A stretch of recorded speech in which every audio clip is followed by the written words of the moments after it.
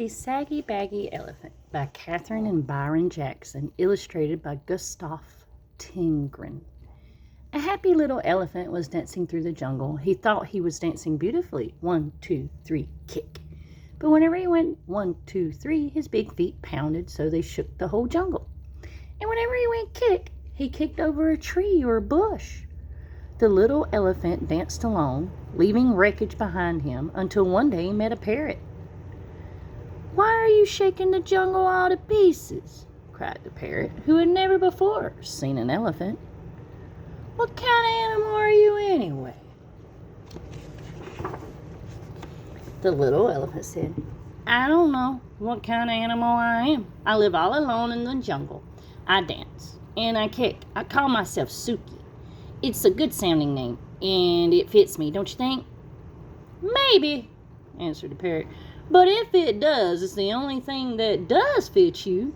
Your ears are too big for you, and your nose is way too big for you, and your skin is much, much too big for you. It's baggy and saggy. You should call yourself Saggy Baggy." Suki sighed.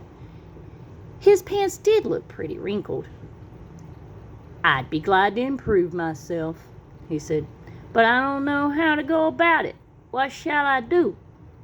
"I can't tell you. I never saw anything like you in all my life," replied the parrot. The elephant tried to smooth out his skin. He rubbed it with his trunk. That did no good. He pulled up his pants legs, but they fell right back into dozens of wrinkles. It was very disappointing, and the parrot's saucy laugh didn't help a bit.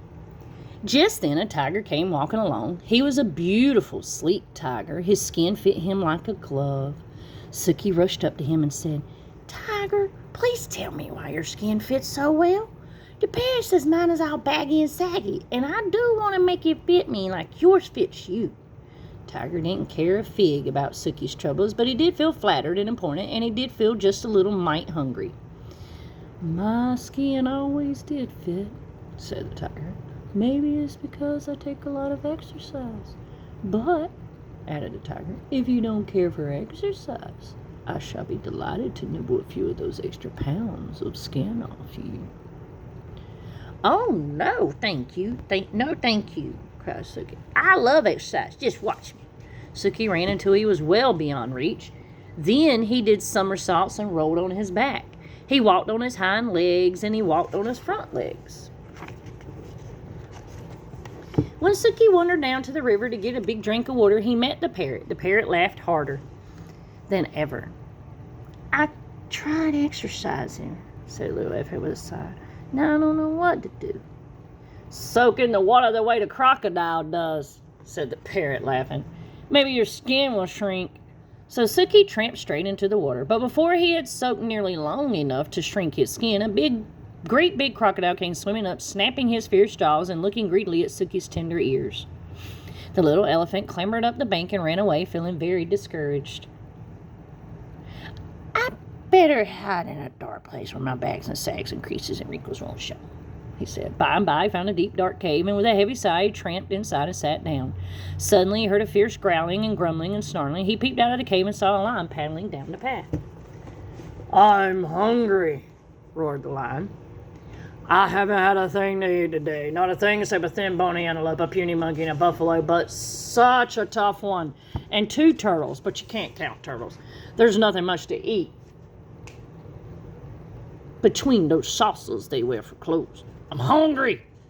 I could eat an elephant." And he began to pass straight toward the dark cave where the little elephant was hidden. "This is the end of me, sags, bags, wrinkles and all," thought Suki, and he let out one last trumpeting bellow. Just as he did, the jungle was filled with a terrible crashing and an awful stomping. A whole herd of gray and wrinkled elephants came charging up, and the big hungry lion jumped in the air, turned around, and ran away as fast as he could go. Suki peeked out of the cave, and all the big elephants smiled at him. Suki thought they were the most beautiful creatures he had ever seen. "I wish I looked just like you," he said. "You do," said the big elephant, grinning. "You're a perfectly dandy little elephant." And that made Suki so happy that he began to dance. 1, 2, 3, kick through the jungle with all those big, brave, friendly elephants behind him. The saucy parrot watched him dance, but this time he didn't laugh, not even to himself. Thanks for listening. If you like what you heard, please click like and subscribe.